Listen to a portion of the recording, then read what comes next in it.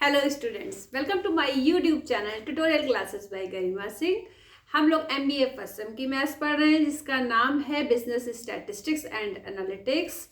और इसमें आज हम लोग प्रोबेबिलिटी से रिलेटेड क्वेश्चन करेंगे। तो सबसे पहला क्वेश्चन है हमारा, 3 क्वेश्चन बोर्ड पे लिखे हुए हैं। पहला क्वेश्चन है, पढ़ाने से पहले अगर आपने चैनल को सब्सक्राइब ना किया हो तो कर दीजिएगा और वीडियो को लाइक तो जरूर ही कर दीजिएगा। आइए देखते हैं। Find the probability that a card selected at random from a deck is an S और अ क्वीन। ताश की गड्डी, इंग्लिश में प्लेइंग कार्ड्स। प्लेइंग कार्ड्स की जो गड्डी होती है उसे हम क्या बोलते हैं? डेक। ठीक है, तो उस गड्डी में से क्या होता है कि जो कार्ड हम अचानक से सेलेक्ट करते हैं, या तो वो एस है, एस मतलब हिंदी में उसे क्या बोलते हैं? इक्का। और 4 अलग अलग तरह के कार्ड होते हैं, 4 अलग तरह के इक्का होते हैं। ठीक है, तो टोटल नंबर ऑफ एस कितने होते हैं? 52 कार्ड्स में। आपको पता है प्लेइंग कार्ड्स में 52 कार्ड्स होते हैं। ठीक है, इसमें एस 4 होते हैं और क्या बोला है? क्वीन, और क्वीन भी 4 होती है। तो हमको ये निकालना है। बीच में क्या लिखा हुआ है? और का मतलब इन दोनों का यूनियन, मतलब इन दोनों को प्लस करके निकालना है। पहले दोनों की अलग अलग प्रोबेबिलिटी निकालनी है, फिर इसको ऐड कर देना है। तो सबसे पहले प्रोबेबिलिटी हम निकालते हैं एस के लिए। तो यहाँ पे हमने ए लिख दिया। एस के लिए प्रोबेबिलिटी क्या हो जाएगी? टोटल नंबर ऑफ इवेंट्स क्या है? अब हम बार बार ये नहीं लिखेंगे, ठीक है। अपॉन में क्या होता है? Total number of outcomes. ऊपर क्या होता है? Favourable outcomes. ठीक है, तो या फेवरेबल केसेस। तो number of favourable cases, total number of S कितने हैं? 4। तो ये यहाँ 4 लिख दिया। अपॉन में क्या आएगा? टोटल नंबर ऑफ एक डेक में टोटल नंबर ऑफ कार्ड्स कितने होते हैं? 52। तो टोटल आउटकम्स आपके कितने हो गए? 52। अब क्वीन के लिए तो हमने यहाँ पे लिख दिया PQ। क्वीन भी कितनी होती है? 4। Total number of cards 52। ठीक है, अब हमें निकालना है PA यूनियन Q। हो जाएगा PA प्लस PQ। अब यहाँ पे कोई भी ऐसी कंडीशन नहीं है कि आगे होता है minus AP A intersection Q। तो वो तो कुछ ऐसी कंडीशन क्वेश्चन में गिवन ही नहीं है, तो मतलब उसकी वैल्यू क्या है? 0 है। तो इन दोनों की वैल्यू हमने पुट कर दी। 4/52, 4/52। तो ये हमें क्या मिल गया? 8/52। तो इसको आप सॉल्व कर लेना। 8/52 को जो भी आ जाएगा वो आपका क्या हो जाएगा? आंसर हो जाएगा। ठीक है, अगर आप इसको 4 से काटो, 4 2 जा 8, 4 1 जा 4, 4 3 जा 12, तो 2/13 इसका आंसर आ गया। अब हम आ जाते हैं किस पे? हमारा क्वेश्चन है नेक्स्ट कि what is the probability that a leap year. सबसे पहले हमें पता होना चाहिए कि लीप ईयर में कितने दिन होते हैं। तो लीप ईयर में होते हैं हमारे नंबर ऑफ डेज 360 डेज। ठीक है, क्या होते हैं? 366 डेज लीप ईयर में। तो यहाँ पे आप लिखिए, लीप ईयर में होते हैं 366 डेज। ठीक है, और अगर लीप ईयर नहीं है, नॉर्मल ईयर है,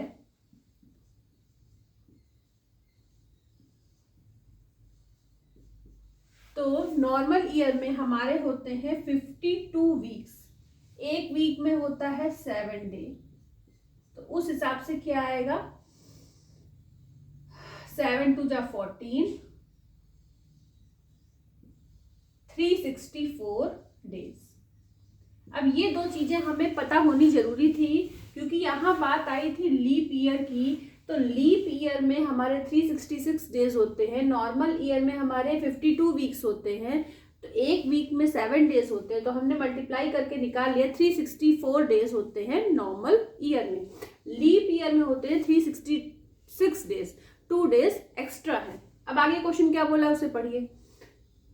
सेलेक्टेड, अब क्या लिखा है, what is the probability that a leap year selected at random will contain 53 Sundays. मतलब क्या है कि 52 वीक्स में तो 52 संडे हो ही गए, अब ये बोल रहा है कि 53 संडे की बात की जा रही है कि वो जो दो दिन जो है ये ज्यादा है, तो उन 2 दिनों में एक दिन हमारा संडे होगा, तभी ये हमारा जो है 53 संडे कंप्लीट हो पाएगा। तो कॉम्बिनेशन अब बनाते हैं कि संडे के साथ हमारे क्या क्या कॉम्बिनेशन। सबसे पहले हम निकालते हैं, क्या निकालते हैं कि सैंपल स्पेस। सैंपल स्पेस हमारा ऐसे होता है, तो इसमें हम अगर कॉम्बिनेशन बना लें तो सबसे पहले संडे मंडे, एक कॉम्बिनेशन ये बन गया। फिर क्योंकि हम 2-2 का क्यों बना रहे हैं, क्योंकि 2 ही दिन की बात है, लीप ईयर और नॉर्मल ईयर में केवल 2 दिन का ही अंतर, तो उन 2 दिन का कॉम्बिनेशन बना रहे हैं हम लोग कि कौन से 2 कॉम्बिनेशन लेंगे। अभी आप समझिएगा, मंडे ट्यूसडे, फिर ट्यूसडे वेडनेसडे, फिर वेडनेसडे थर्सडे, फिर थर्सडे फ्राइडे, फिर फ्राइडे सैटरडे, फिर सैटरडे संडे, और संडे के बाद फिर संडे मंडे जो यहाँ पे लिखा हुआ है। तो एस हमारा ये, तो सैंपल स्पेस ये कितना आ गया, इसका नंबर 7। कितने पेयर बन रहे हैं, 7, 1 2 3 4 5 6 7।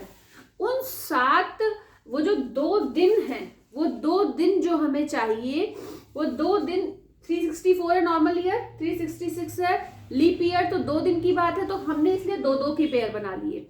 स्टार्ट हमने संडे से करा, संडे मंडे, तो 2-2 के पेयर हमने बना लिए, तो 2-2 के पेयर के हिसाब से कितने पेयर बने, 7 पेयर बने। अब बात की जा रही है कि NE क्या है, फेवरेबल केसेस, हमें वही लेना है क्योंकि हमें 53 संडे दिखाने हैं। 53 क्या दिखाने हैं, संडे है, क्योंकि 52 वीक्स में तो 52 संडे हो ही गए, अब हमें दिखाना 53, एक दिन जो है वो संडे हो। तो ऐसे कितने पेयर हैं जिसमें संडे आ रहा है, तो एक ये पेयर है जिसमें संडे आ रहा है, और एक ये पेयर है जिसमें संडे आ रहा है, तो ऐसे 2 है, तो फेवरेबल केसेस हो गए 2। तो अब हमें क्या निकालना है, हमें निकालना है probability of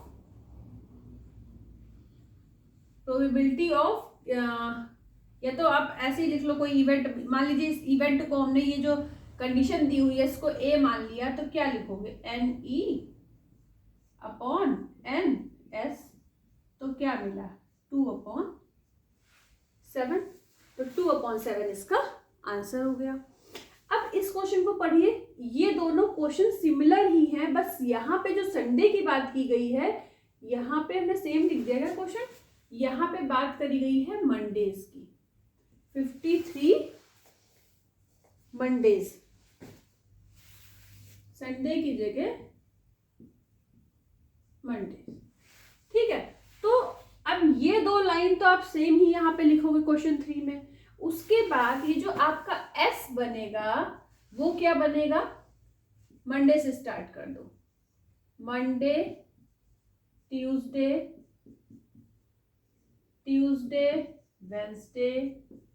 Wednesday Thursday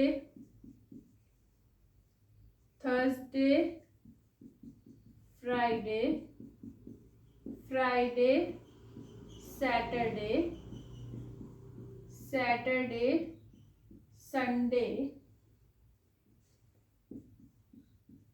Sunday Monday, ठीक है। अब फिर मंडे के बाद मंडे ट्यूसडे आ जाएगा जो कि लिखा हुआ है, तो यहाँ पे भी एन एस क्या आ गया, कितने पेयर बन रहे हैं, 7, 1 2 3 4 5 6 7, ठीक है।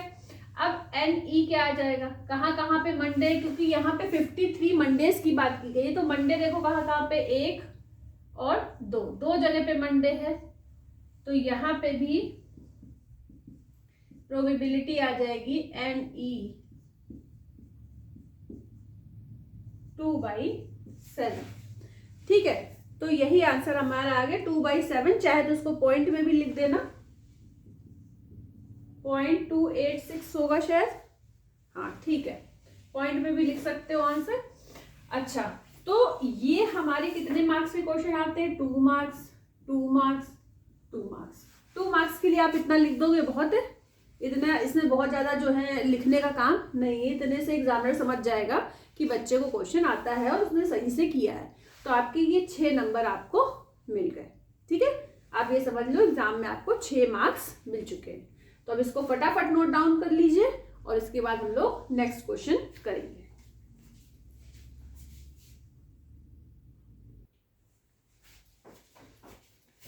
अब देखिए क्वेश्चन क्या है, कंसाइनमेंट ऑफ 50 कैलकुलेटर्स। जैसे आपने बल्क में कैलकुलेटर्स मंगाए 50 कैलकुलेटर्स, ठीक है, 8 डिफेक्टिव कैलकुलेटर, तो उस 50 कैलकुलेटर में 8 कैलकुलेटर क्या निकले, डिफेक्टिव निकले। 2 calculators are taken at random, उसमें से 2 कैलकुलेटर जो है उठा लिए गए, ठीक है, फ्रॉम द कंसाइनमेंट, मतलब इस बल्क वाले 50 कैलकुलेटर में से 2 कैलकुलेटर उठा लिए गए with consignment with replacement, what is the probability that, ठीक है। अब यहां पे क्या लिखा है कि विद रिप्लेसमेंट, ठीक है, तो इसको फटाफट सबसे पहले क्वेश्चन को आप नोट कर लीजिए, ठीक है, जल्दी से नोट करिए क्वेश्चन को। अब आप लोगों ने नोट कर लिया होगा क्वेश्चन को, तो देखिए यहाँ पे विदाउट रिप्लेसमेंट है, ठीक है, विद रिप्लेसमेंट नहीं, without replacement, what is the probability that. अब 4 क्वेश्चन पूछे गए हैं, both are defective, both are not defective, मतलब 50 कैलकुलेटर थे जिसमें से 8 कैलकुलेटर डिफेक्टिव थे, तो क्वेश्चन में बोला जा रहा है 2 कैलकुलेटर उठा लिए गए, तो उन 2 कैलकुलेटर के लिए बात क्वेश्चन पूछा जा रहा है, क्या क्वेश्चन पूछा जा रहा है कि दोनों डिफेक्टिव हैं कि दोनों डिफेक्टिव नहीं है। अगर दोनों डिफेक्टिव नहीं है मतलब दोनों अच्छे हैं, या पहला कैलकुलेटर जो है डिफेक्टिव है, पहला कैलकुलेटर अच्छा है और दूसरा डिफेक्टिव है, या फिर जो पहला कैलकुलेटर उठाया वो डिफेक्टिव है और दूसरा अच्छा है। 4 क्वेश्चन पूछे गए हैं और इस बात को बहुत जरूरी है विदाउट रिप्लेसमेंट, मतलब जब एक कैलकुलेटर उठा लिया गया तो उस कैलकुलेटर को वापस उस बल्क में रखा नहीं गया है, जब तक आप दूसरी कंडीशन अप्लाई कर रहे हो वापस नहीं रखना है, जो निकाल लिया गया वो निकाल लिया गया, ठीक है। तो हम लोग फर्स्ट क्वेश्चन करते हैं, बोथ आर डिफेक्टिव। सबसे पहले हमने मान लिया कि ये D1 और D2 क्या है, इनका मतलब क्या है, D1 D2 means defective, G1 and G2 means good, मतलब D1 D2 डिफेक्टिव कैलकुलेटर के लिए हम बात कर रहे हैं और G1 G2 गुड कैलकुलेटर के लिए, ठीक है, ये हमने अपनी समझ के लिए लिख लिया है। अब आगे देखिए, पहला क्वेश्चन हम कर रहे हैं बोथ आर डिफेक्टिव, अगर दोनों डिफेक्टिव हैं, ठीक है, तो दोनों डिफेक्टिव हैं तो मतलब हमें प्रोबेबिलिटी ऑफ डिफेक्टिव के लिए निकालना पड़ेगा। तो हमने D1 ले लिया कि पहला वाला डिफेक्टिव है, D2 ले लिया दूसरा वाला डिफेक्टिव है, तो इन दोनों के लिए प्रोबेबिलिटी क्या होगी, तो यहाँ पे क्या आएगा, जब भी एंड आता है तो एंड के लिए हम क्या करते हैं कि यहाँ पे इनटू होता है दोनों प्रोबेबिलिटी के बीच में, इंटरसेक्शन, एंड का मतलब इंटरसेक्शन, तो हम यहाँ पे प्रोबेबिलिटी निकाल रहे हैं, किसके लिए निकाल रहे हैं कि अगर दोनों डिफेक्टिव हैं तो, ठीक है, तो दोनों डिफेक्टिव हैं, पहला अगर डिफेक्टिव है तो सबसे पहले नंबर ऑफ डिफेक्टिव कैलकुलेटर्स कितने हैं, 8 हैं, तो हम 8 लिख देंगे upon total number of calculators कितने हैं, 50, सही हो गया। ये किसके लिए क्वांटिटी आई है, PD1 के लिए। अब पहला कैलकुलेटर डिफेक्टिव की प्रोबेबिलिटी 8/50 आ गई। अब जो कैलकुलेटर उठा लिया गया है वो वापस रखा नहीं गया है, तो अब टोटल नंबर ऑफ कैलकुलेटर कितने बचे? 49। टोटल नंबर ऑफ कैलकुलेटर कितने बचे? 49। अब जब एक कैलकुलेटर ले लिया गया है और वो डिफेक्टिव है, तो अब डिफेक्टिव कैलकुलेटर से भी तो एक कम होगा। अब वहां पे डिफेक्टिव कैलकुलेटर कितने बचे? 7। तो हमने ये निकाल लिया कि अगर दोनों कैलकुलेटर डिफेक्टिव हैं तो प्रोबेबिलिटी आपकी ये आ गई। सॉल्व करना आपका काम है, इसे हम सॉल्व नहीं कर पाए। इसके बाद बी वाला क्वेश्चन है कि बोथ आर नॉन डिफेक्टिव। अब अगर बोथ नॉट डिफेक्टिव हैं मतलब क्या है कि वो दोनों कैलकुलेटर अच्छे हैं, तो अच्छे हैं तो प्रोबेबिलिटी हम किसके लिए निकालेंगे? G1 intersection G2, P G1 dot P G2। अब टोटल नंबर ऑफ, अब फर्स्ट वाले के लिए निकालना है कि वो अच्छा है। अच्छा है तो ठीक है, तो यहां तो हमने 50 लिख दिया, ठीक है। अच्छा है तो हमने यहाँ पे क्या लिख दिया? 50 लिख दिया। अब अच्छा कैलकुलेटर है। अब आपको पता है ये कि टोटल नंबर ऑफ कैलकुलेटर्स 50 थे, जिसमें से क्वेश्चन में पहले ही बताया जा चुका है कि 8 क्या थे? डिफेक्टिव थे। तो 8 अगर आप इससे माइनस कर दोगे तो यहाँ 2 आ जाएगा और यहाँ पे 4 आ जाएगा। तो अब अच्छे कैलकुलेटर कितने बचे? 42। टोटल कैलकुलेटर 50 थे तो वो तो अपॉन में आएगा। अच्छे कैलकुलेटर कितने थे? 42। तो जब फर्स्ट कैलकुलेटर अच्छा था तब उस टाइम हमारे पास 42 कैलकुलेटर थे, तो 42/50। ये किसके लिए आया है? पहले वाले, जब पहला कैलकुलेटर अच्छा था। अब दूसरा कैलकुलेटर भी अच्छा निकला, तो जब दूसरा भी अच्छा निकला तो टोटल नंबर, अब उस कैलकुलेटर को जो हमने निकाल लिया उसे वापस नहीं रखा। जब वापस नहीं रखा तो यहाँ पे बचे 49 कैलकुलेटर। अब यहाँ पे जब 42 अच्छे कैलकुलेटर थे, क्योंकि अच्छे कैलकुलेटर की बात की जा रही है, 8 तो खराब थे, उनको तो हमने पहले ही माइनस कर दिया। तो 42 जब अच्छे कैलकुलेटर थे तो एक तो आ गई कंडीशन। अब इस एक अच्छे, भाई जब यहाँ पे एक नंबर कम हुआ 49 हो गया और हम यहाँ अच्छे कैलकुलेटर की बात कर रहे हैं, तो एक कैलकुलेटर तो यूज हो गया। अब टोटल नंबर ऑफ कैलकुलेटर कितने बचे? 41। ठीक है। सॉल्व किसको करना है? आपको। हम साथ ही साथ जो है मैच भी कर लेते हैं। आंसर हम आपको यहाँ पे लिख देंगे अभी बाद में। आप जब निकालना अपने कैलकुलेटर से तो आप मैच कर लेना अपना आंसर भी। अब क्या करना है? सी है, first calculator is good and second calculator is defective. First calculator is good and second is defective. ठीक है, तो यहां पे आप इंटरसेक्शन की जगह एंड भी लगा सकते हो, कोई दिक्कत नहीं है। ठीक है, तो यहां अगर एंड आपका लगाने का मन हो, एंड सेकेंड इज डिफेक्टिव। हाँ, सेकेंड इज डिफेक्टिव। तो पहले वाले डिफेक्टिव को हमने D1 ले लिया था, और पहले वाला कैलकुलेटर जो है G1 जो है वो क्या है? फर्स्ट कैलकुलेटर गुड है तो यहाँ G1 लिख लिया। और D1 किस लिए लिखा? क्योंकि जो सेकंड कैलकुलेटर है निकला हमारा, अगर सेकंड की बात की जा रही है तो यहाँ पे D2 लिखिए।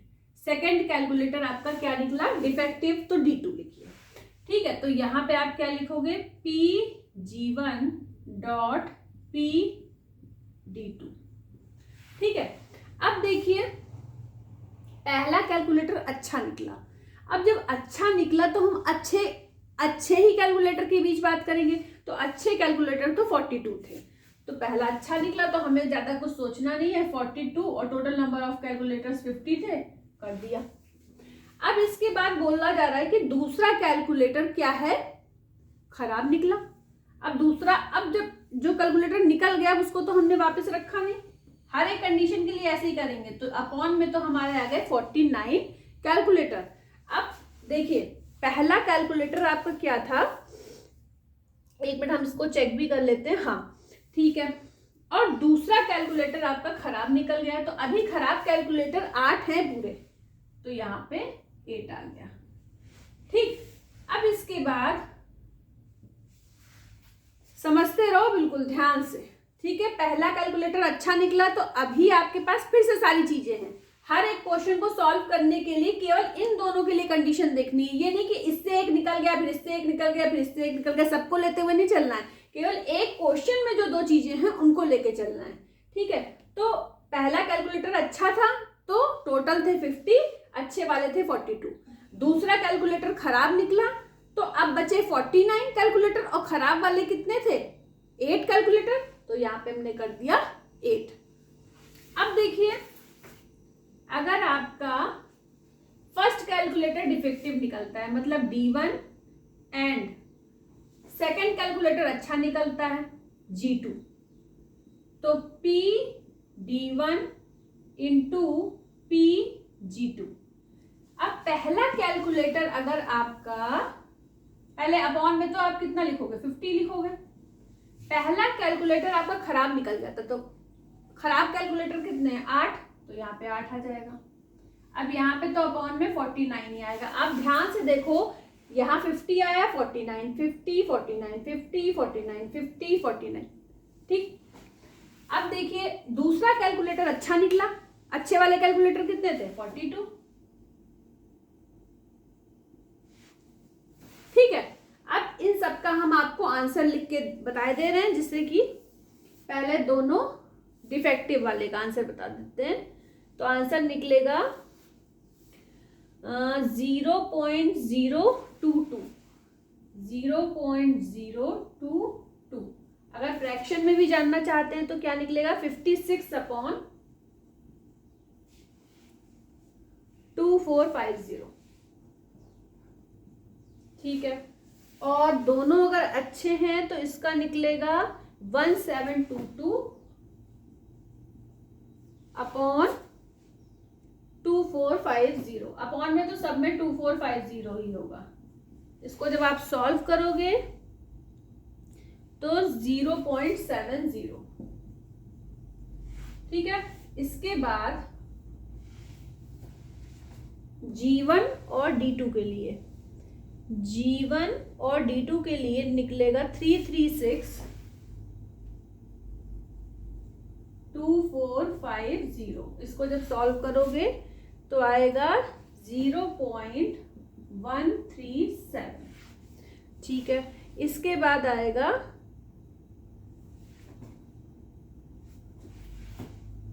यहाँ पे भी आएगा 2450, यहाँ पे भी आएगा 336 और 0.137।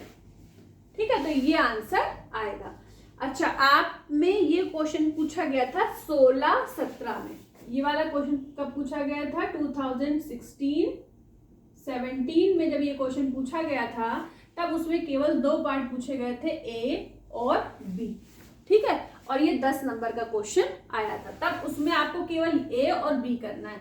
ये दोनों तो हमने बता दिए इसलिए कि अगर चारों पूछ लिए गए ना तो फिर आपको चारों करने होंगे। ठीक है, तो फटाफट इसको नोट डाउन कर लीजिए।